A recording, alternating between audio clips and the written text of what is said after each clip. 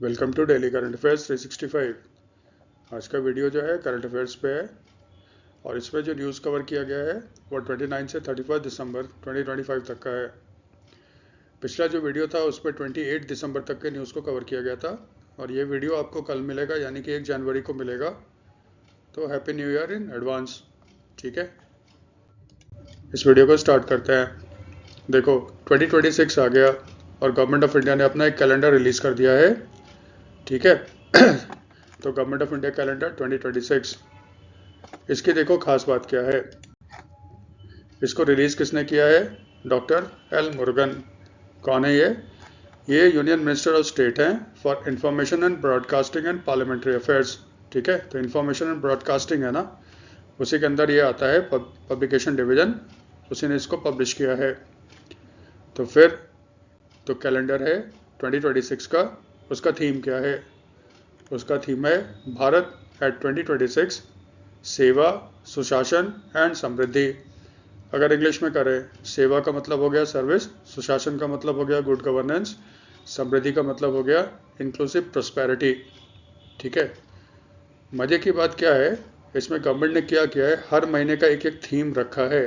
ठीक है, जैसे जनवरी का है आत्मनिर्भरता से आत्मविश्वास, फेब का है समृद्ध किसान समृद्ध भारत, मार्च का है नारी शक्ति फॉर न्यू इंडिया, अप्रैल का है सरलीकरण से सशक्तिकरण, फिर मई का है वीरता से विजय तक ऑपरेशन सिंदूर, क्योंकि मई को ही लॉन्च किया गया था ऑपरेशन सिंदूर।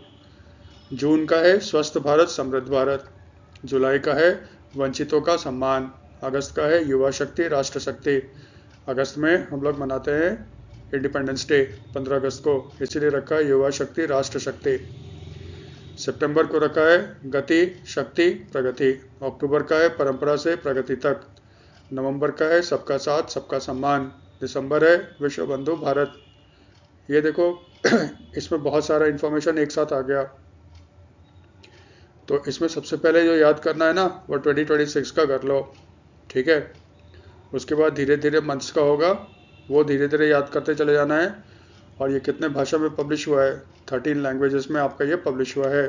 ठीक है, जबकि आप जानते हो 8 शेड्यूल जो है इंडियन कॉन्स्टिट्यूशन का, उसमें 22 लैंग्वेज है और प्लस इंग्लिश है। ये भारत का ऑफिशियल लैंग्वेज है। जैसे गवर्नमेंट ऑफ इंडिया का ऑफिशियल लैंग्वेज क्या है, राज्य भाषा क्या है, वो है इंग्लिश और हिंदी। हमेशा याद रखना, इंडिया का कोई राष्ट्र भाषा नहीं है, कोई ऑफिशियल नेशनल लैंग्वेज भारत का नहीं है। हिंदी नहीं है भारत का नेशनल लैंग्वेज, भारत का कोई राष्ट्र भाषा नहीं है। हाँ, राजभाषा है। राजभाषा का मतलब जिसको गवर्नमेंट अपने काम में इस्तेमाल करता है। इसी तरह 22 लैंग्वेज और हैं 8 शेड्यूल में, जिसको स्टेट अपना ऑफिशियल लैंग्वेज बना सकता है। उसमें से देखो सिर्फ 13 लैंग्वेज हैं, ठीक है, जिसमें इसको पब्लिश किया गया है। ये थोड़ा सा हमें याद रखना होगा। देखो, कैबिनेट ने अप्रूव किया है 6 lane greenfield Nashik Solapur Akkalkot corridor and road corridor in Maharashtra. देखो, इस तरह से क्वेश्चन पूछने लगा है रोड से। गवर्नमेंट ऑफ ऐसे पूछेगा, गवर्नमेंट ऑफ इंडिया ने एक रोड प्रोजेक्ट को अप्रूव किया है जो नासिक सोलापुर अकालकोट को कवर करेगा। ये किस स्टेट में आता है? थोड़ा बहुत भी अगर करंट पढ़ते हो, थोड़ा बहुत भी अखबार पढ़ते हो, न्यूज़ देखते हो, नासिक फेमस है। ये कहाँ पे है? महाराष्ट्र में। बहुत ही फेमस जगह है। वहाँ के ऑरेंज बहुत फेमस है, संतरे के लिए बहुत जाना जाता है नासिक आपका। ठीक है, सोलापुर भी फेमस है। ये है कहाँ पे? महाराष्ट्र में। इस तरह से थोड़ा हमें इसको भी याद करना होगा। अब यहाँ पे देखो, इसको अप्रूव किसने किया था? सीसीईए ने। ये फुल फॉर्म के लिए इंपॉर्टेंट होता है। सीसीए का फुल फॉर्म क्या होता है? Cabinet committee on economic affairs. हमेशा याद रखना, कैबिनेट की जो भी मीटिंग होगी उसका चेयरमैनशिप कौन करता है? Prime minister. इसका मतलब किसने किया होगा? नरेंद्र मोदी ने किया होगा। इस रोड का जो लेंथ है ना, ये 374 किलोमीटर्स है और इस पर टोटल जो लागत होगा, कॉस्ट होगा इसको बनाने का, वो है 19,142 करोड़। देखो, इसमें जो वर्ड यूज किया गया ना, ग्रीनफील्ड। ठीक है, एक होता है ग्रीनफील्ड और एक होता है ब्राउनफील्ड, याद रखना। अधिकतर इसको यूज़ किया जाता है इंफ्रास्ट्रक्चर प्रोजेक्ट्स में, जो बिल्कुल स्क्रैच से बनाया जाता है। यानी कि ये वहाँ पे रोड नहीं है जहाँ पे ये रोड बन रहा है नासिक से सोलापुर वाला, वहाँ पे एक नया रोड बनेगा। तो स्क्रैच से जो नया प्रोजेक्ट होता है उसको कहते हैं ग्रीनफील्ड।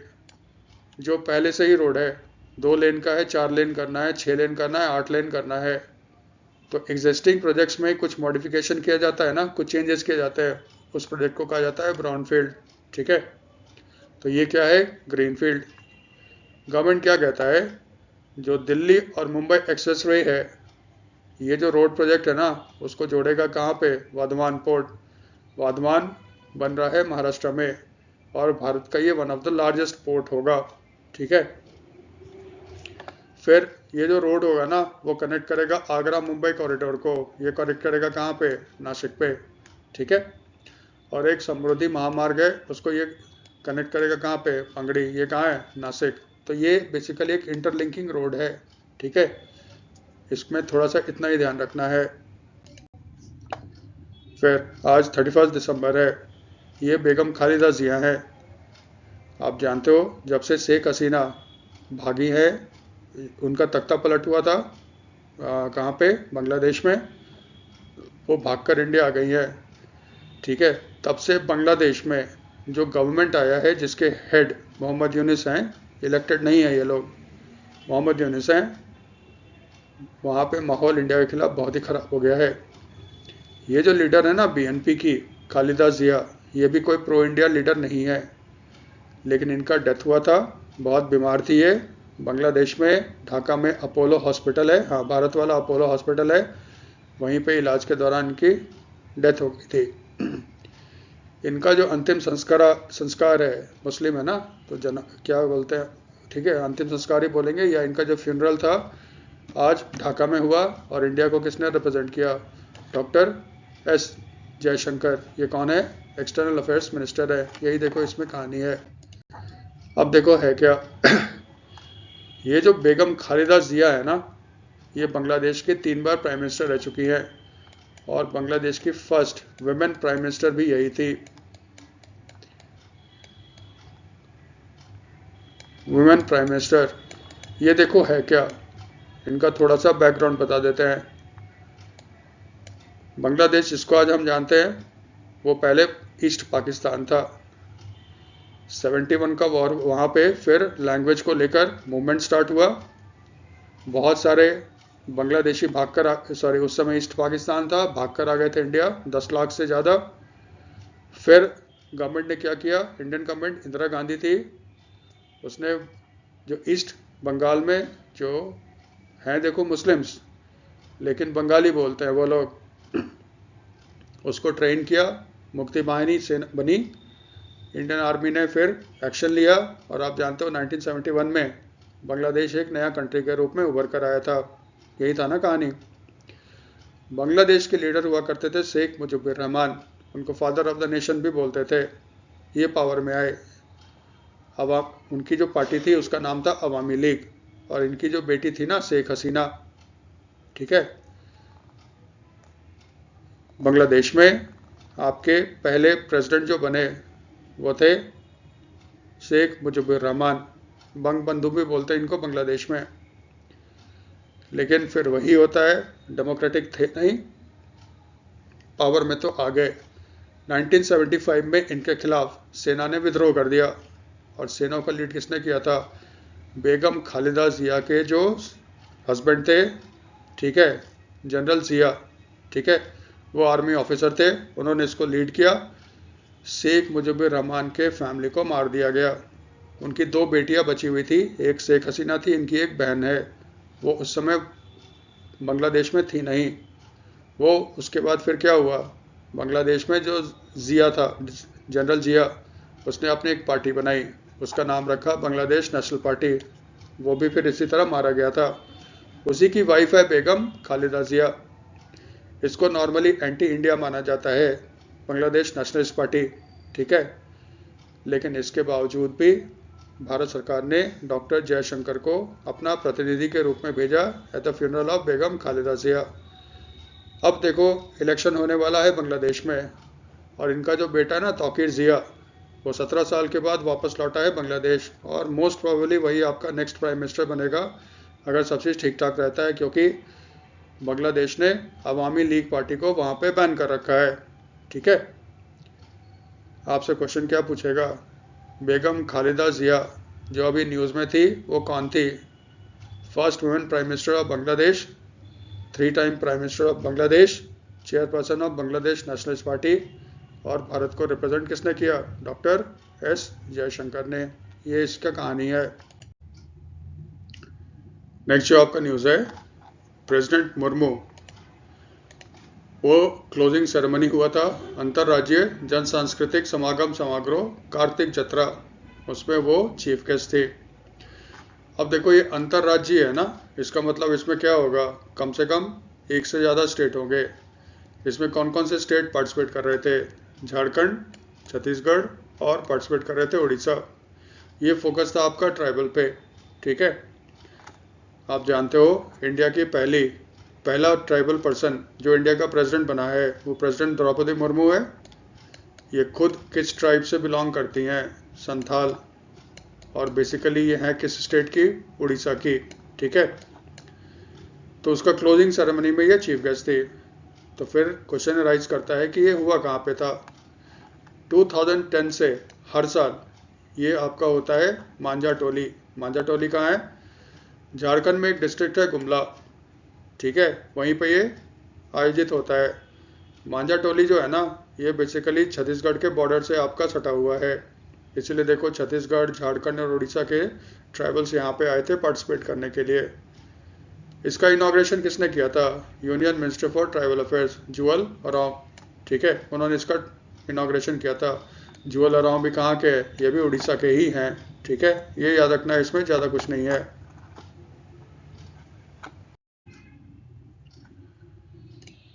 यूनियन जल शक्ति मिनिस्टर CR पाटिल, उन्होंने लॉन्च किया है जल सेवा आकलन। ठीक है, ये देखो है क्या, एक स्कीम है भारत सरकार का जल जीवन मिशन। जल जीवन मिशन के तहत क्या है, भारत में जितने भी गांव हैं हर घर में नल के द्वारा आपका पीने का पानी आना चाहिए। ठीक है, पोर्टेबल ड्रिंकिंग वाटर आना चाहिए थ्रू टैप, इंग्लिश में कहते हैं ना, हिंदी में कहते हैं नल के द्वारा आपका पीने का पानी आना चाहिए हर घर में। बहुत एम्बिशियस मिशन है ये। इसमें क्या है कि सिर्फ पानी ही नहीं आना चाहिए, पानी अच्छे क्वालिटी का भी होना चाहिए। तो फिर कैसे पता चलेगा कि अच्छे क्वालिटी का आता है या नहीं आता है? तो अभी तक गवर्नमेंट क्या करता था, एक थर्ड पार्टी को अपॉइंट करता था, जिसमें कहा जाता था कि आप एसेस करो कि जो पीने का पानी सप्लाई किया जा रहा है जल जीवन मिशन के तहत वो क्वालिटी सही है या नहीं। गवर्नमेंट ऑफ इंडिया ने क्या किया है, उसने ये जिम्मेदारी दे दी है किसको? ग्राम पंचायत को।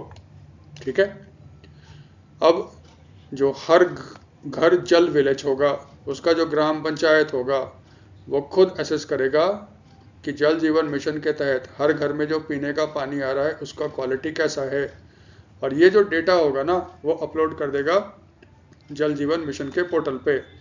इससे क्या होगा, एक थर्ड पार्टी का कोई ज़रूरत नहीं पड़ेगा, गांव वाले खुद अपनी जिम्मेदारी लेंगे कि उनके घर में अच्छा पीने का पानी आ रहा है या नहीं आ रहा है। यही इसका देखो जन सेवा आकलन यही है। ठीक है, इसमें देखो क्वेश्चन फ्रेम करेगा तो कैसे फ्रेम करेगा, जन सेवा आकलन के तहत कौन डिसाइड करेगा कि रिलायबल और सेफ ड्रिंकिंग वाटर सप्लाई हो रहा है कि नहीं जल जीवन मिशन में?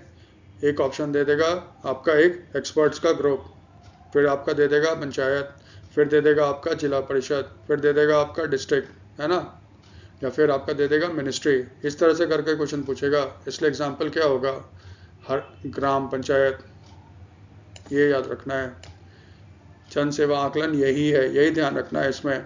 ठीक है, अब देखो हर घर जल का मतलब क्या होता है। गवर्नमेंट ने जब ये स्कीम लॉन्च किया था उसमें ये कहा गया था कि हर घर में पीने का पानी पहुंचाया जाएगा, तो इसके लिए पाइप वगैरह बिछाया जाता है ना। कैसे पता चलेगा कि गांव में ये पाइप आया है नहीं आया है? उसमें क्या किया गया, ग्राम पंचायत को कहा गया आप सर्टिफाई करो, आप प्रमाणित करो कि हर घर में पीने का पानी पहुंच गया है नल के द्वारा। जब गांव इसको सर्टिफाई कर देता था ग्राम पंचायत, तो भारत सरकार कहता था ये क्या हो गया, हर घर जल विलेज हो गया, यानी कि टारगेट हमारा पूरा हो गया। इस तरह का जो सर्टिफाइड गांव होता है, जिसको ग्राम पंचायत सर्टिफाई करता है कि हर घर में पीने का पानी नल के थ्रू आ रहा है, उसको कहते हैं हर घर जल विलेज। ठीक है, इसका मतलब अब क्वालिटी पानी आ रहा है या नहीं आ रहा है, इसकी जिम्मेदारी भी किसको डाल दी गई है, ग्राम पंचायत पे डाल दी गई है। थोड़ा सा कर लो स्टैटिक पोर्शन, जल जीवन मिशन। इसको लॉन्च किया था प्राइम मिनिस्टर नरेंद्र मोदी ने 15 अगस्त 2019 को। इसका एम क्या है, जितने भी गांव में रूरल हाउस होल्ड हैं, है ना, हर घर में गांव में functional house hold tap connection पहुंचाया जाएगा, यानी कि नल के थ्रू पानी पहुंचाया जाएगा, पीने का पानी होगा, क्वालिटी उसका मिनिमम क्वालिटी अश्योर्ड होगा। यही इसका मेन मिशन है। ये टारगेट पूरा करना था 2024 तक, लेकिन इस टारगेट को एक्सटेंड कर दिया गया है कब तक, 2028 तक। ठीक है, यानी कि जल जीवन मिशन के तहत हर घर में पानी गांव में नल के द्वारा 2028 तक पूरा करना है। दूसरा, पहला स्टेट, ठीक है, जहां पे ये टारगेट पूरा किया गया वो था आपका गोवा। यूनियन टेरिटरी की बात करें तो यूनियन टेरिटरी में पहला यूनियन टेरिटरी जहां हर गांव में हर घर में पीने का पानी पहुंचा नल के थ्रू, वो था Dadra and Nagar Haveli and Daman and Diu. ये तो याद रहेगा।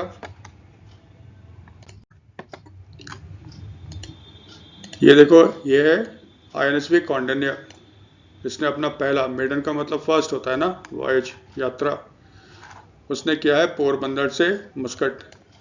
तो इसमें खास बात देखो क्या है, ये एक प्रोजेक्ट है इंडियन नेवी का, जिसमें ये दर्शाया गया है कि भारत का जो मैरीटाइम हिस्ट्री है बहुत ही रिच था। जैसे हिस्ट्री में चले जाओगे ना, साउथ में आपका था चोला साम्राज्य। चोल राजा थे, वो श्रीलंका तक ही नहीं, वो इंडोनेशिया तक आपका जाते थे, अटैक करते थे। उन्होंने उसको वहाँ तक अपना एम्पायर बना रखा था, साम्राज्य बना रखा था। पहले ज़माने का जो शिप हुआ करता था, वो देखते थे ना, लकड़ी का बनता था, उसको नारियल के रस्सी से बांधा जाता था। ठीक है, और फिर उसको चलाने के लिए इस्तेमाल करते थे विंड का। ये देखो, इसको पाल बोलते हैं ना, पाल नौकायान, इंग्लिश में यॉट बोलते हैं। फिर यहाँ पे हुआ करता था चप्पू, इंग्लिश में इसको ओर्स बोलते हैं ना, चप्पू से चलाया जाता था। ठीक है, ये इसी तरह का शिप है, आज के ज़माने में बनाया गया है, बिल्कुल जैसे पहले ज़माने का होता था। और इसने पहला अपना वॉयज किया फ्रॉम पोरबंदर टू मस्कट। ठीक है, तो ये आइडिया आया कहाँ से, आपने नाम सुना होगा अजंता केव, महाराष्ट्र में है ना। यहाँ बहुत फेमस है आपका पेंटिंग। ठीक है, बेसिकली यहाँ पे बुद्धिस्ट थे, विहार्स वगैरह थे, तो यहाँ पे पेंटिंग बहुत फेमस है। वहाँ पे एक पेंटिंग मिला था एक शिप का, और कहते हैं ये कितना पुराना था, 5th सेंचुरी CE। ठीक है, कॉमन एरा, इसको पहले क्या बोलते थे, AD, अब इसको क्या बोलते हैं, कॉमन एरा। ठीक है, तो 5th सेंचुरी AD या CE में का ये पेंटिंग है, ये मिला था अजंता केव में। फिर गवर्नमेंट ऑफ इंडिया ने डिसाइड किया कि फिर इसको इसी तरह का एक शिप भारत में बनना चाहिए। अब देखो, आज का जो शिप बनता है वो तो स्टील का बनता है, मॉडर्न होता है, तो उस तरह का ना कोई मॉडल था ना कोई डिज़ाइन था। इसीलिए गवर्नमेंट ऑफ इंडिया का जो मिनिस्ट्री है ना, culture, union ministry of culture, उसने एग्रीमेंट साइन किया इंडियन नेवी के साथ, और साइन किया होदी इनोवेशन कंपनी थी उसके साथ, और उनको कहा गया, तीनों मिलकर डिसाइड किए कि हम लोग वैसा ही शिप बनाएंगे जो अजंता के केव्स में चित्रित है। इंडियन नेवी ने बेसिकली यहाँ पे R&D किया है, IIT मद्रास ने भी इसको बहुत हेल्प किया। ठीक है, यहाँ पे जो शिप बनाया गया वो लकड़ी का बनाया गया, उसको कॉयर रोप्स, नारियल के रस्सी से बांधा गया, और नेचुरल रेजिन्स को इस्तेमाल किया गया है वाटर प्रूफिंग के लिए। ये जो शिप है ना, इसको बनाने वाले टीम का हेड कौन थे, बाबू शंकरन। बाबू शंकरन कहाँ के, केरला के हैं, तो ये थोड़ा सा याद रखना। ठीक है, तो प्रोजेक्ट इसका था ministry of culture, Indian navy और MS होदी इनोवेशन का। किस पेंटिंग से इंस्पायर्ड है, अजंता केव्स। अजंता केव्स एक यूनेस्को का धरोहर है, यूनेस्को हेरिटेज साइट है महाराष्ट्र में। यहाँ तक क्लियर है। और इसकी पहली जर्नी या पहला वॉयज कहाँ से हुआ था, पोरबंदर, गुजरात से मस्कट। मस्कट कहाँ है, ओमान। ये हमारे काम का चीज़ है, इसमें याद रखना है। डिफेंस में आ जाओ, पिनाका। ये मल्टी बैरल रॉकेट लॉन्चर है। इसको बनाया किसने? डीआरडीओ। डीआरडीओ क्या होता है? Defence research development organisation, ministry of defence के अंदर आता है ना। ये इंडियन आर्मी, नेवी, एयरफोर्स के लिए cutting edge weapons technology develop करता है। डीआरडीओ जानते हो, Pinaka multi barrel rocket launcher है ये। इसको टेस्ट किया गया था एट इंटीग्रेटेड टेस्ट रेंज। ये कहाँ पे है? चांदीपुर ऑन सी, उड़ीसा में है। इसका खासियत क्या है? अभी जो पिनाका है ना, उसका रेंज है 75 किलोमीटर्स जो इंडियन आर्मी के पास है। इसका रेंज बढ़ाकर कर दिया गया कितना? 120 किलोमीटर्स। ठीक है, ध्यान क्या रखना, पिनाका बहुत ही बेहतरीन आपका एक वेपन सिस्टम है। भारत ने इसको बेचा है आर्मीनिया को। ठीक है, और अभी न्यूज़ आया था आर्मिया ने इसका बहुत ही सफलतापूर्वक इस्तेमाल किया अगेंस्ट अजरबैजान। उसके टैंक्स वैंक्स उड़ा दिया उसने पिनाका से। इसका एक दूसरा वर्जन बना रहे हैं पिनाका। ये जो लॉन्गर वर्जन है ना, इसमें जानते हैं कौन इंटरेस्टेड है? फ्रांस। फ्रांस एक डेवलप कंट्री है, उससे हम लोग राफेल खरीदते हैं, लेकिन फ्रांस के पास पिनाका जैसा कोई मल्टी बैरल रॉकेट लॉन्चर नहीं है। फ्रांस वाले कहते हैं इसको टेस्ट करो और इसको जल्दी से बना के हमें दे दो। इसका मतलब इसका जो कस्टमर है ना, वो पहले से ही आपका तैयार है, फ्रांस। ठीक है, यही आपसे पूछेगा पिनाका है क्या? मल्टी बैरल रॉकेट लॉन्चर है। इसका रेंज कितना है? 120 किलोमीटर्स। पहले जो इंडियन आर्मी यूज कर रहा है उसका रेंज कितना था? 75 किलोमीटर्स।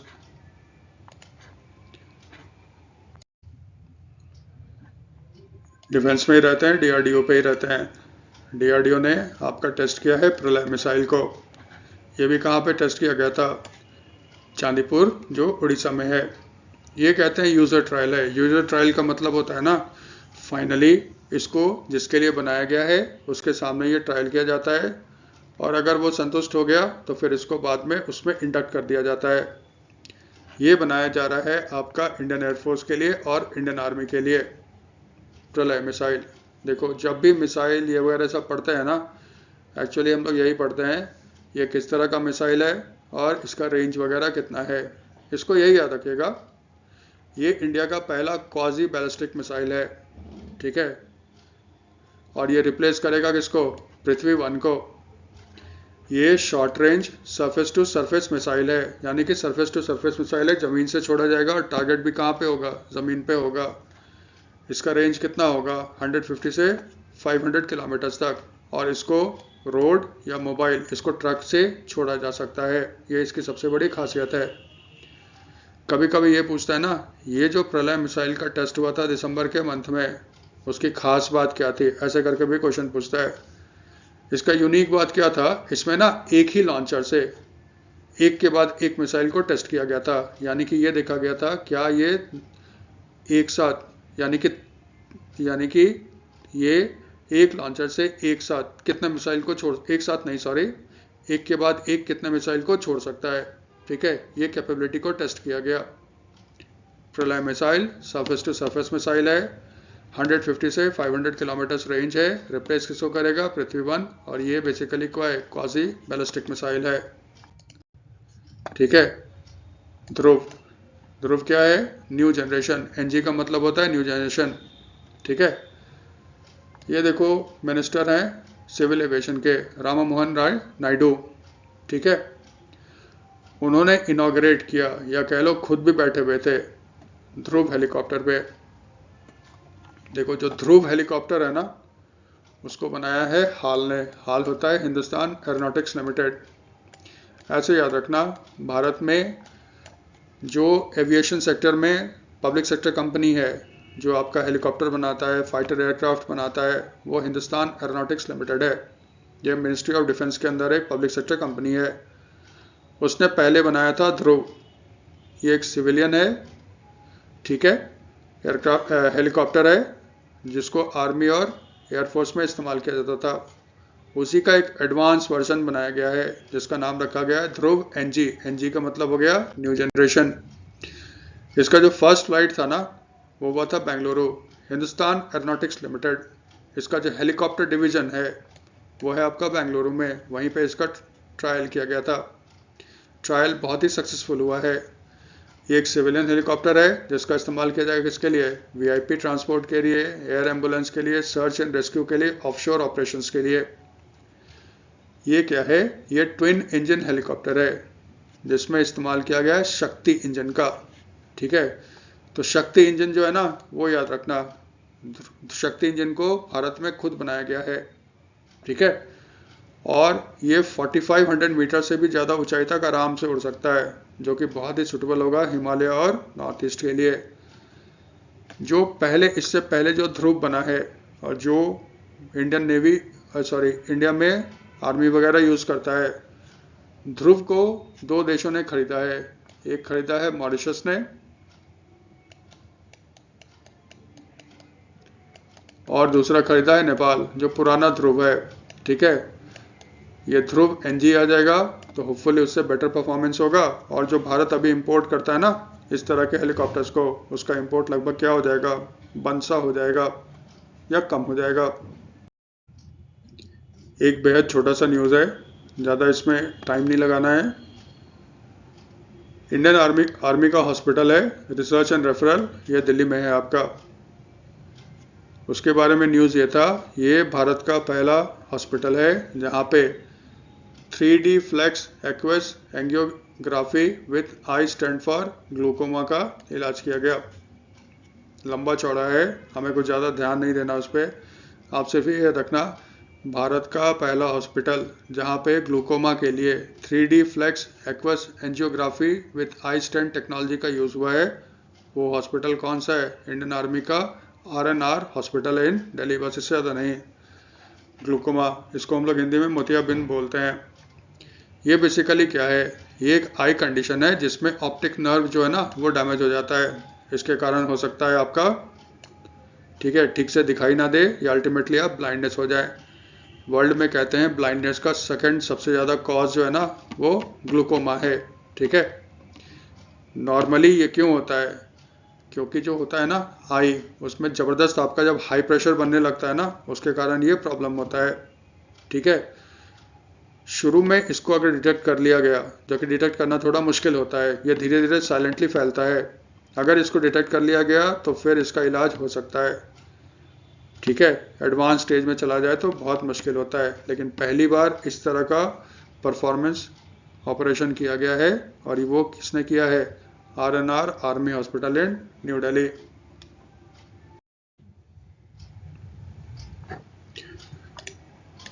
इनको तो आप जानते हो, ये हमारे union home minister Amit Shah हैं। ठीक है, ये असम के CM हैं हिमंता बिस्वा शर्मा। अमित शाह असम गए थे और वहाँ पे उन्होंने 2 कल्चरल प्रोजेक्ट्स का ना इनॉग्रेशन किया।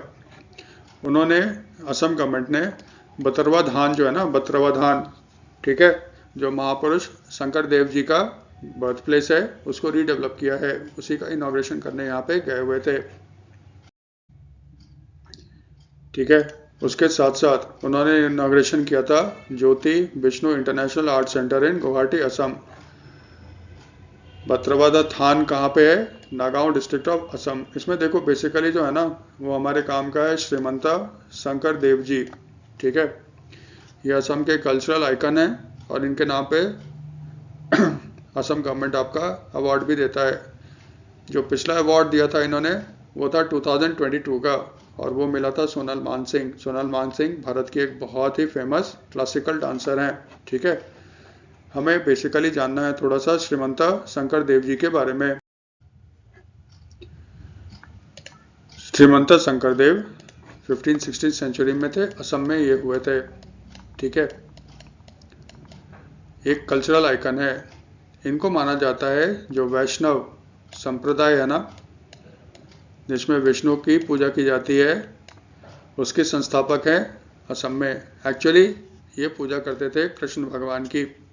ठीक है, तो कृष्ण भी तो वैष्णव के ही अवतार है, ये कृष्ण की पूजा करते थे और वैष्णव कल्चर का असम में प्रचार प्रसार करने में इनकी बहुत ही इंपॉर्टेंट भूमिका थी। इनको असम में माना जाता है एक संत महापुरुष, इसीलिए बोलते हैं, स्कॉलर भी हैं, सोशल रिफॉर्मर भी थे। इनके वर्क के कारण इनको असम में कहा जाता है गुरुजनों। ये काम का चीज़ है। ये फाउंडर हैं सत्रिया डांस के, ये हमारे काम का है, इसीलिए ज़्यादा इसको टच कर रहे हैं। देखो भारत में ministry of culture government of India का है, वो 8 डांस को ना क्लासिकल डांस फॉर्म मानता है, शास्त्रीय नृत्य मानता है। शास्त्रीय नृत्य देखो कौन हो गया, नॉर्थ ईस्ट से ही स्टार्ट करो, असम से हो गया सत्रिय, मणिपुर से हो गया मणिपुरी, ठीक है। फिर इधर आओ, उत्तर प्रदेश का है कथक, फिर साउथ की ओर चलते हैं हम लोग, आंध्र प्रदेश का है आपका कुचिपुड़ी, तमिलनाडु में आ जाओ भारतनाट्यम, फिर आप चले जाओ केरला में, केरला में देखो 2 है, मोहिनीअट्टम और दूसरा है आपका कथकली, और फिर एक और बचा ना, वो है ओडिसी। ओडिसी कहाँ का है, उड़ीसा का है। ओडिसी आराम से पकड़ लेते हैं, उड़ीसा। मणिपुरी, जो मणिपुरी डांस होगा मणिपुर का है। बाकी जो 6 है ना, सत्रिय असम का, केरला का आपका मोहिनीअट्टम, और दूसरा हो गया कथकली, तमिलनाडु का हो गया भरतनाट्यम, ठीक है, आंध्रा का हो गया कुचिपुड़ी। इसको थोड़ा याद रखना, ये इंपॉर्टेंट है, ये समझ लो स्टैटिक पोर्शन है, आर्ट एंड कल्चर का पार्ट है। ये कृष्ण जी के भक्त थे, तो उन्होंने कृष्ण जी के लिए गाने लिखे, म्यूजिक भी उसके लिए बजाया और उसको गाना भी गाया। ये जो पॉपुलर है ना, जो उन्होंने किया था डिवोशनल सॉन्ग्स, वो असम में बोर गीत के नाम से प्रसिद्ध है। थोड़ा सा याद रखना, बोर गीत किस स्टेट में, आपका एक फोक सॉन्ग है या डिवोशनल सॉन्ग है, वो कहाँ पे हो गया, लोक लोक क्या कहेंगे, सॉरी सॉन्ग को, ठीक है, सॉन्ग में गान हो गया ना, लोक गान है बोरगीत। तो हमें याद रखना है सत्रिया, बोरगीत और 8 जो क्लासिकल डांस है ना, वो इसीलिए इसको टच किया गया था। जो union ministry of forest environment, forest and climate change है, उसकी जो एक्सपर्ट अप्रेजल कमेटी है, उसने अप्रूवल दे दिया दुलहस्ती 2 प्रोजेक्ट को। ये एक हाइडल प्रोजेक्ट है, कहाँ पे, जम्मू और कश्मीर में। अब इसके बाद ना, इसके लिए अब टेंडर निकलेगा कंस्ट्रक्शन का, ठीक है, यही स्टेप है। ये देखो बहुत न्यूज़ में था, थोड़ा सा इसको समझ लो। दुलहस्ती प्रोजेक्ट, जब भी हम लोग हाइडल प्रोजेक्ट पढ़ते हैं, पढ़ने का तरीका पहले क्या होता है वो पहले याद कर लो। सबसे पहले किस नदी पे बन रहा है, तो यह नदी बन रहा है आपका चिनाब पे, इसीलिए पाकिस्तान हल्ला मचाएगा। ये किस डिस्ट्रिक्ट में स्थित है, किश्तवाड़ डिस्ट्रिक्ट। ये कहाँ पे, जम्मू और कश्मीर में। इसकी कैपेसिटी कितनी होगी, 2 यूनिट होंगे, एक यूनिट होगा 130 मेगावाट का, इसका मतलब टोटल इंस्टॉल कैपेसिटी कितनी होगी, 260 मेगावाट का। इसको बना कौन रहा है, NHPC बना रहा है, गवर्नमेंट ऑफ इंडिया का। ये run of the river scheme होगा। रन ऑफ द रिवर का मतलब होता है ना, पहाड़ है, पहाड़ से पानी आ रहा है, ठीक है। इसका मतलब जो पहाड़ का नेचुरल इंक्लिनेशन है, स्लोप है ना, उसको इस्तेमाल किया जाएगा। यहाँ पे डैम नहीं बनाए जाएंगे, छोटे छोटे यहाँ पे चेक डैम जैसा बनाया जाएगा। फिर यहाँ पे थोड़ा सा पानी रोकेगा, फिर पानी को छोड़ देगा। इसके बाद इसका मतलब क्या हो गया, यहाँ पे पानी जो गिरेगा उसका फोर्स बहुत ज़्यादा होगा, यहाँ पे आपका टरबाइन लगा होगा, पानी उस पर गिरेगा, टरबाइन चलेगा, बिजली का उत्पादन होगा। सबसे ज़्यादा फ़ायदा क्या होता है, इन्वायरमेंट फ्रेंडली है, इसमें आपको बड़े बड़े डैम नहीं बनाने पड़ेंगे, गाँव को खाली नहीं करवानी पड़ेगी, यहाँ पे फॉरेस्ट का डिस्ट्रक्शन बहुत ही कम होता है, और पानी का फ्लो ना के बराबर आप रोकते हो, यानी कि नीचे पूरा पानी जाता है। इस तरह के रिवर को कहते हैं run of the river scheme, ठीक है। ये है दुलहस्ती 2। अगर ये दुलहस्ती 2 है, इसका मतलब दुलहस्ती 1 भी होगा। दुलहस्ती 1 जो है वो भी आपका जम्मू कश्मीर में है, और वो भी किस नदी पे बना है, चिनाब पे।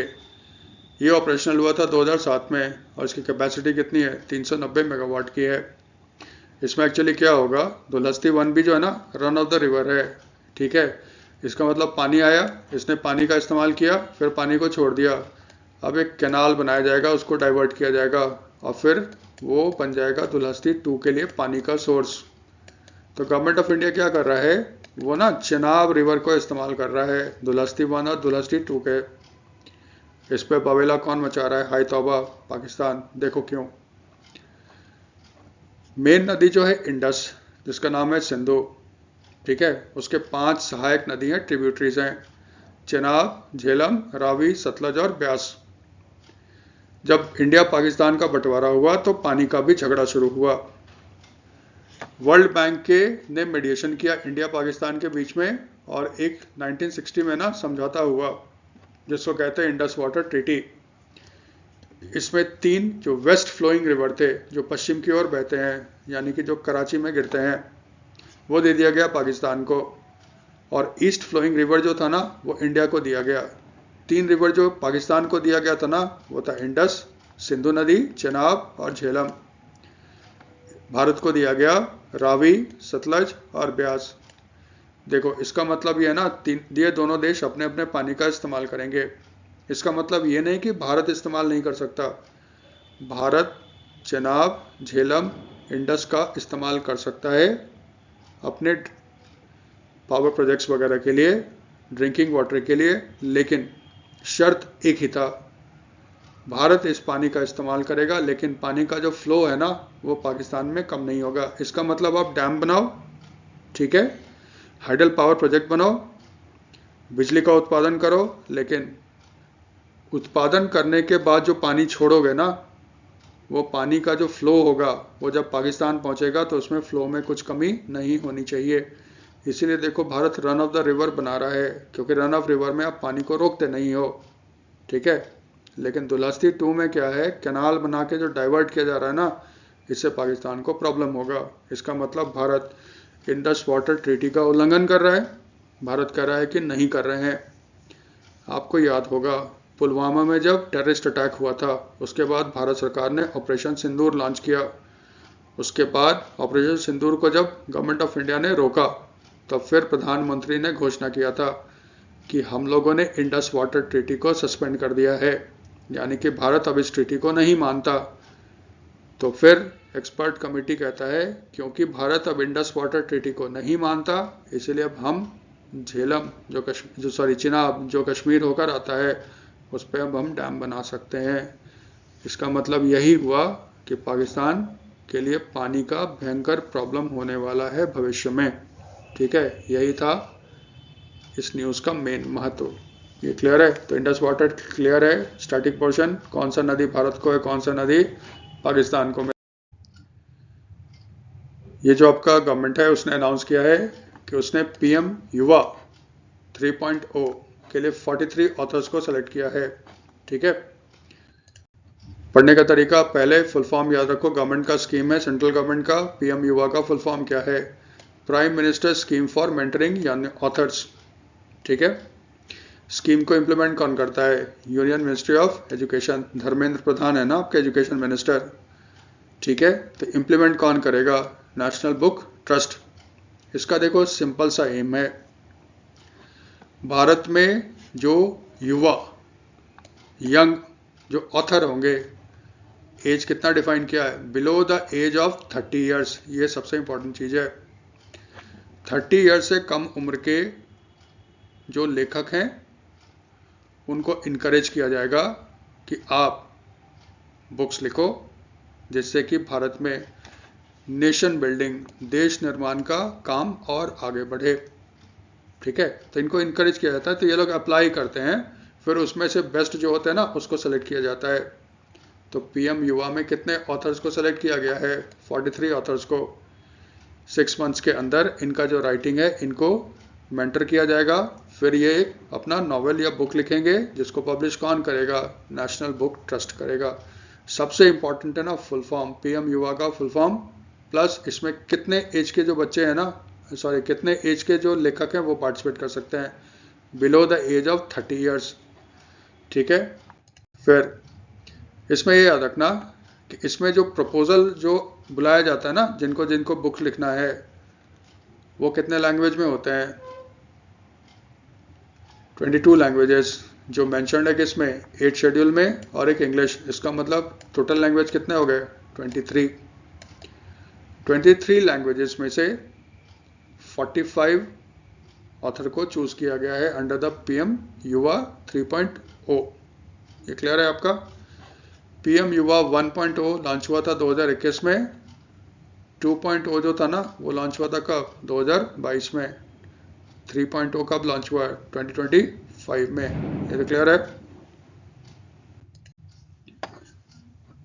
इसमें ना कुछ थोड़ा सा इकोनॉमिक्स का भी न्यूज़ जोड़ दिया, बैंकिंग एंड फाइनेंस का। IRFC to refinance world bank loan for dedicated freight corridor, ठीक है। ये दोनों में आ जाएगा। IRFC फुल फॉर्म, इसका फुल फॉर्म होता है Indian railway finance corporation limited. ये एक NBFC है under the ministry of railways. इसने रीफाइनेंस किया है 9,821 crore of foreign currency loan availed by dedicated freight corridor corporation of India limited from the international bank for reconstruction and development. ठीक है, world bank basically एक group है, ठीक है, उसमें से एक बॉडी है उसका international bank for reconstruction development. ये मेंबर कंट्रीज को ना डेवलपमेंट पर्पस के लिए लोन प्रोवाइड करता है। तो जब सुनते हैं ना वर्ल्ड बैंक ने लोन दिया, उसमें देखना 90% जो लोन होता है ना IBRD देता है। तो एक फुल फॉर्म रखना है आपको, IBRD का full form international bank for reconstruction and development. ये वर्ल्ड बैंक का एक आर्म है, ठीक है। यहाँ पे मैंने वर्ड यूज कर दिया रीफाइनेंस। रीफाइनेंस का मतलब क्या होता है? सिंपल सा ऐसे देखो, वर्ल्ड बैंक ने लोन दिया DFCCIL को। वर्ल्ड बैंक ने इसको लोन दिया डॉलर्स में। सपोज करो लोन दे दिया कितना, $100 का, और लोन दे दिया कितना, 5 ईयर्स के लिए। वर्ल्ड बैंक बहुत कम रेट्स पे देता है। रेट्स मान लो कितना है, 3%। एग्जाम्पल है, हकीकत नहीं है। ये लोन सैंक्शन हुआ कब? एग्जाम्पल के लिए 2024। एग्जाम्पल है, सब हकीकत का नहीं है। ये कब सैंक्शन हुआ था? 2024 में। इसका मतलब जो DFCCIL है वो $100 का लोन मिला, डॉलर्स में मिला। अगले 5 साल तक वो वर्ल्ड बैंक को कितना पे करेगा? 3% पे करेगा। यही है ना।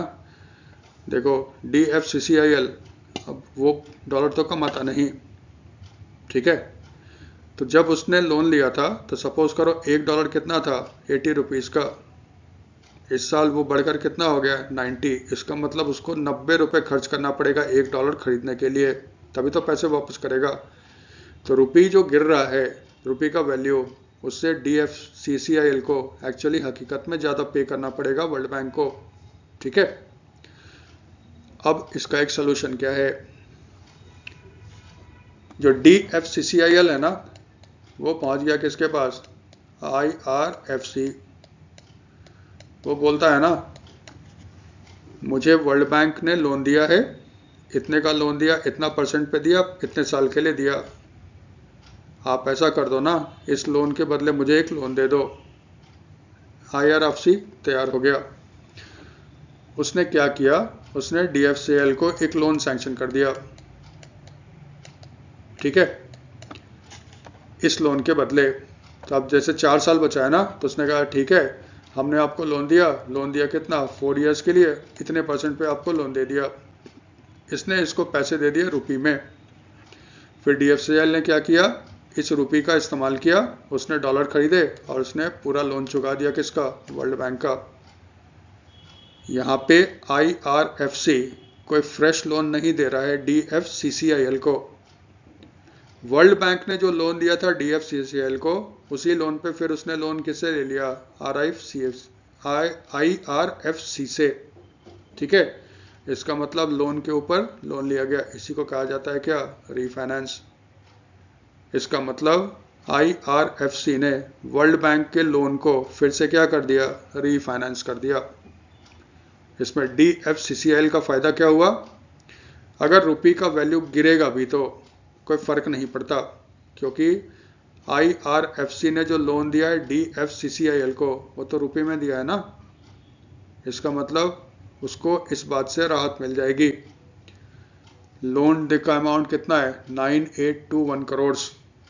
भारत में इतना बड़ा लोन अभी तक रीफाइनेंसिंग के लिए किसी भी बैंक वगैरह ने नहीं किया था, इसीलिए एक बहुत बड़ा न्यूज़ बन गया था। यही होता है रीफाइनेंस का, और यही होता है वर्ल्ड बैंक के लोन का। अगर आपको रीफाइनेंस समझ में नहीं आया, कोई बात नहीं, फिर एक अलग सा बैंकिंग एंड फाइनेंस का वीडियो बना के रीफाइनेंस अच्छे से समझा देंगे। आप फिलहाल, क्योंकि इसमें बहुत सारे बच्चे हैं जो बैंकिंग के शायद नहीं होंगे, आप इतना IBRD का फुल फॉर्म याद कर लो, IRFC का फुल फॉर्म याद कर लो, और सबसे इम्पोर्टेंट जो है ना, डेडिकेटेड फ्रेट कॉरिडोर के बारे में जान लो। वही हम लोग कर लेते हैं। देखो, डेडिकेटेड फ्रेट कॉरिडोर, फ्रेट का मतलब क्या होता है? मालगाड़ी, गुड्स। रेलवे जो है दो तरह का ट्रेन चलाता है बेसिकली, दो कह लो या तीन तरह का।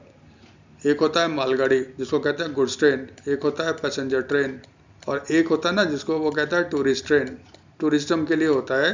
ये बेसिकली पैसेंजर ही होता है लेकिन वो अलग तरह का ट्रेन होता है। रेलवे को पैसेंजर ट्रेन से नुकसान होता है, उसको फ़ायदा होता है गुड्स ट्रेन से। लेकिन आप बहुत बार देखोगे मालगाड़ी को साइड में खड़ा कर दिया जाता है और पैसेंजर ट्रेन को पास करवाया जाता है, तो जितना डिले होगा उससे नुकसान रेलवे को होता है ना। इसीलिए एक प्रपोजल लाया गया था, क्यों ना एक अलग सा रेल लाइन बिछाया जाए जिस पे सिर्फ मालगाड़ी चला करेगी, हाई स्पीड मालगाड़ी, फ्रेट ट्रेन चला करेगी। इससे क्या होगा, पैसेंजर ट्रेन अपना अलग सा चलता रहेगा और रेलवे अपना मालगाड़ी चला के पैसे भी कमा लेगा। इसी को कहते हैं डेडिकेटेड फ्रेट कॉरिडोर। ये देखो दो है, एक है ईस्टर्न और दूसरा है वेस्टर्न। जो ईस्टर्न कॉरिडोर है ना, ये लगभग आपका हो चुका है, ऑपरेशनल है। 100% अभी तक देखो कंप्लीट नहीं हुआ है। इसका जो टोटल लेंथ है ना वो है 1856 किलोमीटर्स।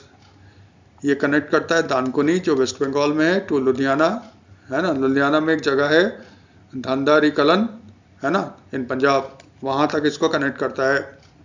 6 स्टेट से पास करेगा, वेस्ट बंगाल, झारखंड, बिहार, उत्तर प्रदेश, हरियाणा एंड पंजाब। आपको याद रखना है दानकुनी टू लुधियाना, ये याद रखना ईस्टर्न फ्रेट कॉरिडोर। फिर है आपका वेस्टर्न फ्रेट कॉरिडोर, ये 1506 किलोमीटर लॉन्ग है। ये कनेक्ट करता है दादरी जो उत्तर प्रदेश में है to Jawaharlal Nehru port trust in Mumbai. Mumbai कहाँ पे है वो, महाराष्ट्र में। ये 5 स्टेट से क्रॉस करेगा, ईस्टर्न कॉरिडोर 6 से, तो western corridor 5, Maharashtra, Gujarat, Rajasthan, Haryana and Uttar Pradesh. Government कह रहा है कि 2025 में ये पूरी तरह से कंप्लीट हो जाएगा, मुश्किल लगता है। ठीक है, आप स्टैटिक पोर्शन ईस्टर्न और वेस्टर्न फ्रेट कॉरिडोर है, इसको याद कर लो, ये कभी भी आ सकता है।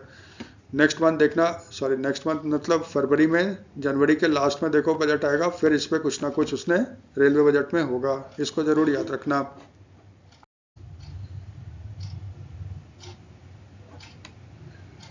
देखो आज 31 दिसंबर है, इसको जब रिकॉर्ड किया जा रहा है, आज गवर्नमेंट ऑफ इंडिया ने निकाला है एक रिपोर्ट, और गवर्नमेंट ऑफ इंडिया ने क्लेम किया है कि हमने जापान को पीछे छोड़ दिया और वर्ल्ड के हम बन गए हैं 4th largest economy after US, China, Germany और इंडिया। हमें थोड़ा वेट करना पड़ेगा क्योंकि जब आईएमएफ का रिपोर्ट आएगा तो आईएमएफ वो उसको डिक्लेयर कर देगा। तो भारत सरकार कहता है ऑफिशियली हम लोग 4th लार्जेस्ट इकॉनमी बन गए हैं वर्ल्ड के। आज का ही ये न्यूज़।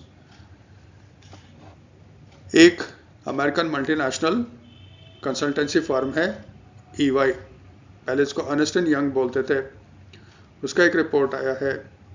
उसने कहा है 2047-48 तक इंडियन इकॉनमी जो है ना वो $26 ट्रिलियन की हो जाएगी।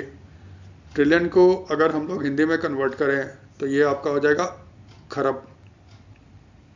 ठीक है, तो 26 खरब डॉलर, अमेरिकन डॉलर की बात कर रहा है, इंडियन रुपीज़ की बात नहीं कर रहा है, वो इंडियन इकॉनमी हो जाएगा। ठीक है, EY कह रहा है कि बाय 2030 तक इंडिया वर्ल्ड का 3rd लार्जेस्ट इकॉनमी बन जाएगा आफ्टर यूएस एंड चाइना, और पीछे छोड़ देगा वो किसको, जर्मनी को। भारत सरकार कहता है उससे पहले ही हम जर्मनी को पीछे छोड़ देंगे।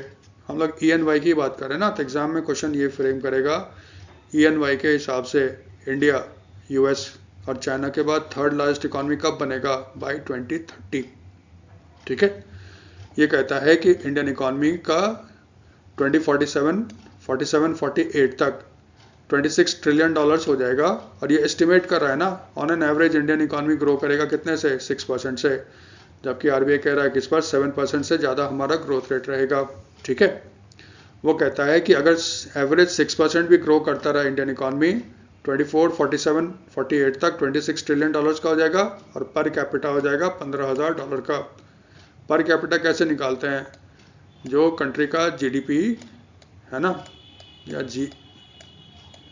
इसमें डिवाइड कर देते हैं टोटल पॉपुलेशन को, सिंपल रखते हैं, तो जितना GDP हुआ उसमें टोटल पॉपुलेशन को डिवाइड कर दो, वो हो जाता है प्रति व्यक्ति आय या पर कैपिटा इनकम।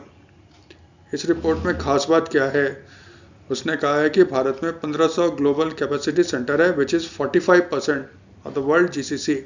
GCC देखो क्या होता है, ये ना basically research and development centre होता है मल्टीनेशनल कंपनीज का, ठीक है। जैसे भारत में अभी न्यूज़ आया था, एक अमेरिकन बैंक है जेपी मॉर्गन, यूएस का बैंक है, इसने क्या किया है कैनेडियन कंपनी है ब्रुकफील्ड, बैंकिंग एंड फाइनेंस में इसको बहुत बार डिस्कस कर चुके हैं। Brookfield asset management company, AMC, Brookfield asset management company, इसने एशिया का सबसे बड़ा ग्लोबल कैपेबिलिटी सेंटर आपका सेटअप किया है इन पोवई, मुंबई के पास, ठीक है। उस समय तो ये न्यूज़ आया था कि एशिया का सबसे बड़ा ग्लोबल कैपेबिलिटी सेंटर होगा, इसने अब अनाउंस किया है ये सारा का सारा जो है ना उसने जेपी मॉर्गन को दे दिया है अगले 20 ईयर्स तक। जेपी मॉर्गन अपना जो भी रिसर्च एंड डेवलपमेंट करेगा, सॉफ्टवेयर ठीक है, फाइनेंशियल प्रोडक्ट्स बनाएगा, ठीक है, वो इंटेलेक्चुअल प्रॉपर्टी राइट्स डेवलप करेगा, वो सारा यहाँ पे डेवलप करेगा। ये बेसिकली दिखाता है कि इंडिया में इतना अच्छा टैलेंट है कि मल्टीनेशनल कंपनीज आके अपना R&D सेंटर इंडिया में सेटअप कर रहे हैं, ठीक है, और इंडिया एक वर्ल्ड का लीडर बनेगा इन ग्लोबल कैपेबिलिटी सेंटर। तो ये भी जेपी मॉर्गन वाला भी न्यूज़ याद रखना। यहाँ पे देखो, आपने न्यूज़ सुना था, इंडिया ने 22 दिसंबर को अनाउंस किया था कि हमने न्यूजीलैंड के साथ जो फ्री ट्रेड एरिया एग्रीमेंट है ना, फ्री ट्रेड एग्रीमेंट, वो हमने निगोशिएशन कंप्लीट कर लिया है और होपफुली नेक्स्ट ईयर दोनों देश इसको साइन कर लेंगे। इसमें न्यूजीलैंड ने कमिट किया है कि वो अगले 15 साल, यानी कि जिस दिन से ये लागू होगा ना अगले साल से, $20 बिलियन इन्वेस्ट करेगा in the next 15 years Bharat में, ठीक है। ये कमिटमेंट न्यूजीलैंड ने किया है। गवर्नमेंट ऑफ इंडिया ने क्या किया है, union ministry of finance, commerce and industry ने, उसने सेटअप किया है एक ओवरसाइट पैनल, यानी कि एक पैनल सेटअप किया है। ये किसके अंदर होगा, DPIIT, DPIIT का full form department for promotion of investment and internal trade, ये आता है under the ministry of commerce and industry. Bharat में याद रखना, फॉरेन डायरेक्ट इन्वेस्टमेंट के लिए जो नोडल बॉडी है ना, मेन बॉडी, वो DPIIT है। तो DPIIT के अंदर एक ओवरसाइट कमेटी सेटअप होगा, वो मॉनिटर करेगा कि न्यूजीलैंड जो कमिट किया था ना $20 बिलियन का investment in the next 15 years, वो उसको पूरा कर रहा है या नहीं कर पा रहा है। अगर न्यूजीलैंड को दिक्कत हो रही है इसमें, तो फिर वो कमेटी डिसाइड करेगी कि न्यूजीलैंड को कुछ ग्रेस पीरियड तो ना दिया जाए, यानी कि कुछ और समय तो ना दिया जाए, ताकि वो अपने इस कमिटमेंट को पूरा कर सके। आप क्या याद रखना है, भारत सरकार ने कौन से कंट्री के FTA के लिए लागू करने के लिए एक ओवरसाइट पैनल सेटअप किया इन DPIIT। तो ये कंट्री कौन सा है, न्यूजीलैंड के साथ। फिर आज मिनिस्ट्री ऑफ लेबर ने एक नोटिफिकेशन निकाला जिसमें कहा गया कि ESIC ने स्प्री 2025 को 31 जनवरी 2026 तक बढ़ा दिया है। पहले तो कर लो फुल फॉर्म स्प्री। स्प्री क्या होता है, scheme for promotion of registration of employers and employees, ठीक है। तो SPREE, scheme for promotion of registration of employers and employees. ये जो था ना, ये मिनिस्ट्री ने आपका अनाउंस किया था, 1 जुलाई से इसको ओपन किया गया था, इसको ख़त्म होना था 31 दिसंबर 2025 को। ये अभी तक पूरा हो नहीं पाया है, इसीलिए 1 महीने के लिए और एक्सटेंड कर दिया है। ये जो स्प्री है ना, एक्चुअली देखो गवर्नमेंट ऑफ इंडिया ने लॉन्च किया था 2016 में, ये टाइम से लॉन्च करता रहता है, ठीक है। इस बार 2025 वाला उसने अभी लॉन्च किया था, और इसको लॉन्च किसने किया था, एम्प्लॉयज़ स्टेट इंश्योरेंस कॉरपोरेशन, ठीक है, ESIC ने किया था। ये है क्या, एम्प्लॉयज़ स्टेट इंश्योरेंस कॉरपोरेशन जो ministry of labour and employment के अंदर आता है, वो मैनेज करता है ESI स्कीम, ठीक है। ESI होता है एम्प्लॉयज़ स्टेट इंश्योरेंस स्कीम। इसमें क्या होता है, ESI स्कीम में आपको ना कुछ जो इसमें इनरोल्ड इंस्टीट्यूशंस हैं, यानी कि जहाँ पे जो इंस्टीट्यूशंस होंगे जैसे न्यूज़पेपर हो गया, होटल हो गया, रेस्टोरेंट वगैरह हो गया, जहाँ पे 10 या 10 से ज़्यादा एम्प्लॉय काम करते हैं, और कुछ स्टेट में ना 20 या 20 से ज़्यादा एम्प्लॉय काम करते हैं, और जिनकी सैलरी 21,000 तक होती है, उनको ESI के स्कीम में इनरोल होना मस्ट होता है, और इसके बदले ना उनको मेडिकल बेनिफिट्स वगैरह मिलते हैं। अभी भी भारत में बहुत सारा होटल है, कंस्ट्रक्शन साइट है, न्यूज़पेपर्स है, शॉप्स हैं, फैक्ट्रीज हैं जो ESI के स्कीम में इनरोल्ड नहीं है, जबकि लीगली उनको होना चाहिए था। उनको एक मौका दिया गया है कि आप इसमें इनरोल हो जाओ, हम आपसे फाइन पेनल्टी नहीं लेंगे, अगर नहीं इनरोल होगे बाद में पकड़े जाओगे तो आप पे फाइन और पेनल्टी लगाया जाएगा। ये कह लो इनको कहा गया है कि भाई 31 जनवरी 2026 तक इनरोल हो जाओ आप लोग, अगर आप इस स्कीम के तहत आते हो। यही देखो इसमें कहानी है। हमारा यहाँ पे ना स्टैटिक पोर्शन आ गया ESIC, इससे थोड़ा थोड़ा क्वेश्चन रिपीट होता रहता है। ESIC का फुल फॉर्म ठीक है, एम्प्लॉइज स्टेट इंश्योरेंस, ठीक है, कॉर्पोरेशन, इसको है ना। ये देखो है क्या, 24 फरवरी 1952 को इसको इस्टेब्लिश किया गया था। पार्लियामेंट ने एक लॉ पास किया और ESIC को सेटअप किया, ठीक है। और ये अस्तित्व में कब आया, 24 फरवरी 1952 को। इसका मेन मकसद क्या था, to administer the employ state insurance scheme, ESI scheme जो अभी बताया। ESIC जो है मिनिस्ट्री कौन सा है, लेबर एंड एम्प्लॉयमेंट, और इसका हेडक्वार्टर कहाँ पे, न्यू दिल्ली में है, ठीक है। ESI स्कीम जो है एम्प्लॉयज स्टेट इंश्योरेंस स्कीम, इसको लॉन्च किया गया था 24 फरवरी 1952 को, कानपुर और न्यू दिल्ली में, दोनों जगह एक साथ लॉन्च किया गया। 1952 में हमारे देश के प्राइम मिनिस्टर थे पंडित नेहरू साहब खुद गए थे कानपुर, और वहाँ पे उन्होंने ESI स्कीम को लॉन्च किया था। कानपुर उस समय भारत का एक इंडस्ट्रियल एरिया हुआ करता था, ठीक है। पंडित नेहरू ने खुद ESI स्कीम को वहाँ पे लॉन्च किया था। ये स्टैटिक पोर्शन है, थोड़ा सा इसके बारे में ध्यान रखना।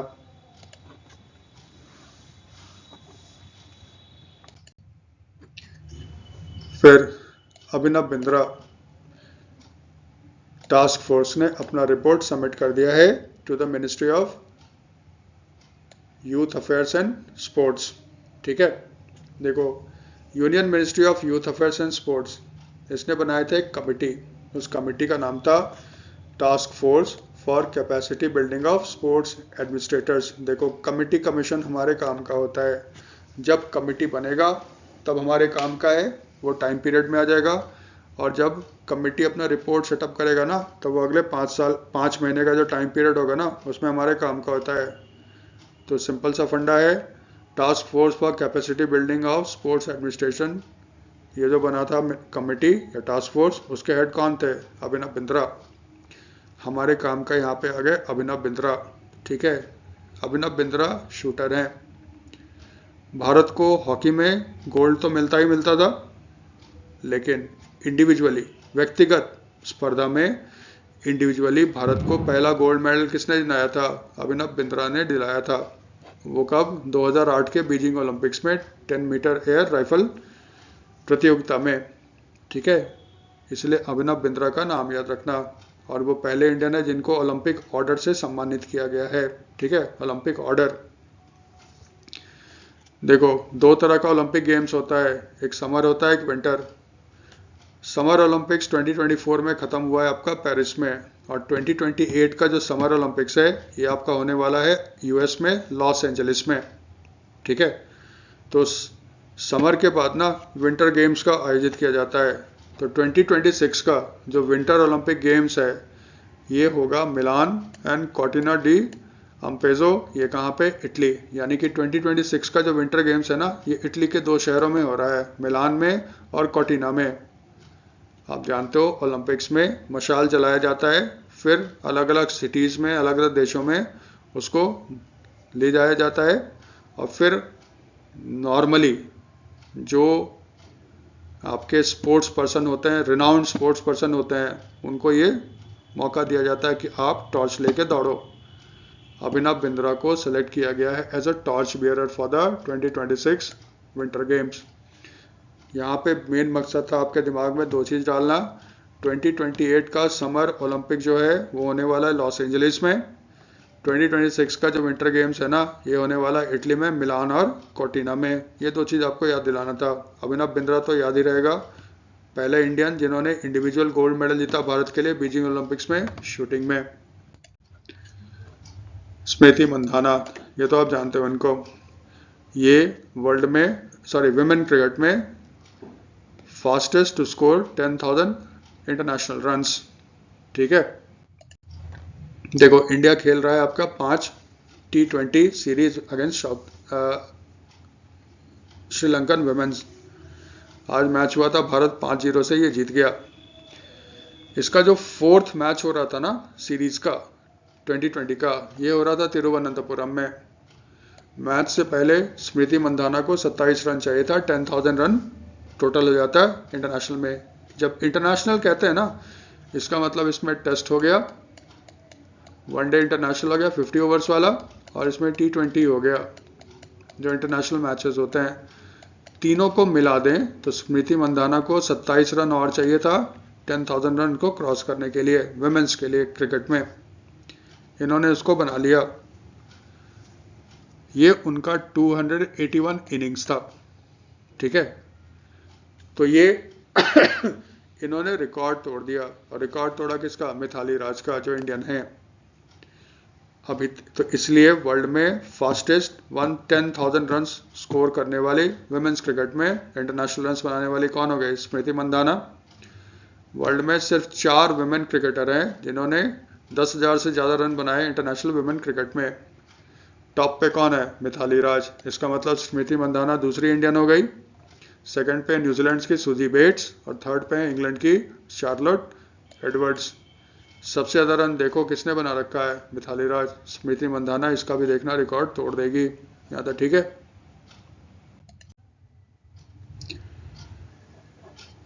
स्पोर्ट्स में रहते हैं। ये है नॉर्वे के मैग्नस कार्लसन, और ये है गोरे चिकिना। इन्होंने जीता है FIDE world rapid title in Doha. ठीक है, ऐसे देखो याद रहना। फिडे, फिडे क्या होता है? International chess federation, French name है फिडे। ये वर्ल्ड का चेस गवर्निंग बॉडी है। ये 3 करता है आपका वर्ल्ड टाइटल्स। एक होता है क्लासिकल चेस का फॉर्मेट है, एक हो गया रैपिड, और एक है आपका ब्लिट्ज। ठीक है, क्लासिकल जो वर्ल्ड चैंपियन है ना मेंस में, वो है इंडिया के डी कुकेश। ये क्लासिकल चेस चैंपियनशिप का जो फॉर्मेट होता है उसमें वर्ल्ड चैंपियन है ये चेस के, डी कुकेश। फिर रैपिड और ब्लिट्ज, इसके लिए जो फीडे का वर्ल्ड टाइटल था वो हुआ था आपका दोहा में। दोहा, दोहा आप जानते हो कहाँ है? कतर में। कतर की राजधानी है ना दोहा। ठीक है, यहाँ पे दोनों साथ साथ हुआ था, लेकिन फीडे वालों ने क्या किया, उन्होंने पहले आपका करवाया रैपिड फॉर्मेट में, फिर उसके बाद किया ब्लिट्स में। दोनों हुआ था दोहा में। ठीक है, और फीडे इंटरनेशनल चेस फेडरेशन है, उसका हेडक्वार्टर कहाँ पे? लुजान, जो है स्विट्जरलैंड में। पहले देख लेते हैं कौन जीता रैपिड। जो रैपिड फॉर्मेट था उसके विजेता कौन थे? मेंस को ना ओपन भी बोला जाता है। इस बार जीता किसने? मैग्नस कार्लसन ने, नॉर्वे के हैं ये। रैपिड में ये उनका 6th लगातार नहीं, उन्होंने 6 टाइम ये जीता है। सेकंड पे कौन था? व्लादिस्लाव आर्मिटिएव, रशिया के। हम इसको स्किप मार सकते हैं, लेकिन इंपॉर्टेंट कौन है? थर्ड पे ना अर्जुन इरिगासी। इसका मतलब मेंस में ब्रॉन्ज मेडल किसने जीता? अर्जुन इरिगासी ने आपका जीता। वुमेन्स की बात कर लो, किसने जीता? अलेक्जेंड्रा गोरिया चिकना। ये कहाँ की है? रशियन है। ये उन्होंने पहली बार जीता है। सेकंड पे कौन थी? जू जिनर, चाइना की। और थर्ड पे कौन था? कोनेरू हम्पी। हमारे लिए थर्ड वाला इंपॉर्टेंट हो गया, कोनेरू हम्पी। ये था आपका विनर ऑफ रैपिड। रैपिड जब खत्म हो गया तो फिर आपका स्टार्ट हो गया ब्लिट्स फॉर्मेट। ब्लिट्स में मेंस में कौन जीता? मैग्नस कार्लसन ने ही इसको जीता। ये ब्लिट्स फॉर्मेट में उनका 9th टाइटल था। सेकंड पे कौन है? नोदिरबेक अबुतसतरोव, इसको हम स्किप पे मार सकते हैं, लेकिन थर्ड वाला याद रखो। इसमें भी ब्रॉन्ज मेडल जीता है किसने? अर्जुन एरिगासी ने। किसके साथ? फैबियानो करुना। ये कहाँ के? इटालियन अमेरिकन चेस प्लेयर हैं। इसका मतलब देखो, इंडिया की तरफ से अर्जुन एरिगासी ने ब्लिट्स और रैपिड दोनों में जीता है आपका ब्रॉन्ज मेडल, और दोनों के विनर कौन थे? Magnus Carlsen.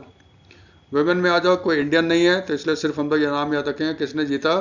बिबिसारा असुबयेवा। ये कहाँ की है? कजाकिस्तान की है। देश भी नाम याद रखना, ये इनका थर्ड टाइटल था। थोड़ा इसमें स्टडी कर लो, क्या कभी किसी भारतीय ने जीता है? देखो, क्लासिकल में तो अभी चैंपियन कौन है? डी गुकेश। हिस्ट्री की बात कर लो, विश्वनाथन आनंद ने आपका जीता था रैपिड। कब? 2017 में रियाद सऊदी अरेबिया में। कोनेरू हम्पी ने विमेंस वाला टाइटल 2 बार जीता है, 2019 और 2024, पिछले साल। आज तक किसी भी भारतीय ने ब्लिट्स फॉर्मेट में वर्ल्ड टाइटल नहीं जीता है। यही थोड़ा सा याद रखना है स्टैटिक पोर्शन में। एक चीज़ का ध्यान रखना, स्पेशली बैंक्स में, क्रिकेट में अगर कोई प्लेयर रिटायर होता है ना, भले बहुत चर्चित हो या ना भी हो, इंडिया का हो विदेश का हो, वो पूछते हैं, इसलिए हमेशा इसको ध्यान में रखना। ये है डग ब्रेसवेल। बहुत ज़्यादा पॉपुलर नहीं थे ये वर्ल्ड में। ये न्यूजीलैंड के फास्ट बॉलर ऑलराउंडर हैं। इन्होंने अपना घोषणा किया है रिटायरमेंट फ्रॉम इंटरनेशनल क्रिकेट। ठीक है, सिंपल पूछेगा, डग ब्रेसवेल जो इंटरनेशनल क्रिकेट से हाल ही में रिटायर हुए, किस देश के हैं? ये बेसिकली देश कौन है? न्यूजीलैंड। या फिर इस स्पोर्ट्स पर्सन ने इंटरनेशनल स्पोर्ट से अनाउंसमेंट किया है रिटायरमेंट का, ये किस स्पोर्ट से बिलोंग करते हैं? तो उसमें भी आंसर क्या हो जाएगा? क्रिकेट। रिकॉर्ड वगैरह कोई ज़रूरत नहीं याद करने का। ठीक है, आज के वीडियो में देखो ये सारे न्यूज़ थे, है ना। अगर आपको ये वीडियो अच्छा लगता है तो इसको आप थोड़ा लाइक कर दो, सब्सक्राइब कर दो। ठीक है, फ्रेंड्स में अपना शेयर करो, कुछ कमेंट भी कर दिया करो। ये इससे कुछ नहीं होगा आपका, लेकिन हम लोग के लिए थोड़ा ये हेल्पफुल होता है। ठीक है, इस साल का तो देखो ये लास्ट वीडियो था। नेक्स्ट ईयर से यानी कि 1 तारीख को आपको ये वीडियो मिलेगा, फिर इसको नए फॉर्मेट में हम लोग करेंगे। Thanks for watching.